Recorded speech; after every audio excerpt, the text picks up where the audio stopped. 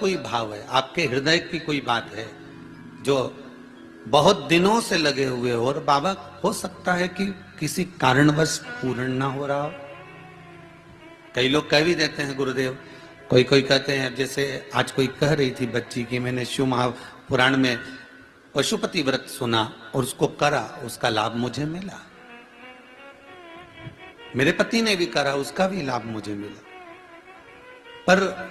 एक काम गुरुदेव ऐसा अटका हुआ है कि वो काम हम करना चाह रहे हैं, व्रत भी कर लिया, अनुष्ठान भी कर लिया, पर फिर भी वो व्रत के कारणवश भी वो कार्य नहीं हो रहा। तो समझना कि कोई कार्य बड़ा भारी होगा और बाबा उसको कर नहीं रहा है या कोई काम अटक रहा है। तो हमने पहले भी कहा, ये बीच की जो पत्ती है ये देव अधिदेव महादेव है, ये ब्रह्मा, ये विष्णु। इन दोनों पत्ती के मिलन से लेकर इस पत्ती के बीच की जो डंडी है, ये नीचे की डंडी का वर्णन नहीं कर रहे हैं, इन दोनों पत्तियों के बीच में जो डंडी है बची हुई,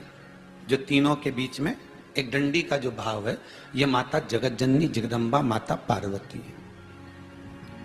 इस डंडी के नीचे का जितना भाग है ये 33 कोटि देवताओं को दर्शाता है। बेलपत्री के नीचे पिछले वर्ष की श्रावण की कथा यदि आप निकालेंगे और उसको पेज पर जाकर आप सुनेंगे तो आपको प्राप्त होगा कि उसमें भी कहा था कि जब आप पशुपति व्रत कर रहे हो या कोई नियम धारण कर रहे हो या कोई आपने नियम उठा रखा है और वो कार्य आपका हो ही नहीं रहा, आपने 2 बार पशुपति व्रत कर लिए, आपने ये कर लिया, आपने प्रदोष कर लिया, आपने सोमवार कर लिया, आपने सारे अनुष्ठान कर लिए, बहुत सारे उपाय भी करे तो भी नहीं हो रहा है, तो इस बीच वाली पत्ती पर शहद लगाकर बाबा का जो शिवलिंग है उस शिवलिंग को इसको छुआ दीजिए या उससे चिपका दीजिए और उस पर अपनी हथेली रखकर कामना कर कर वापिस घर को आ जाइए। बाबा आपकी वो मुराद शीघ्र 3 महीने के अंदर पूरा कर ही देता है, ये पक्का।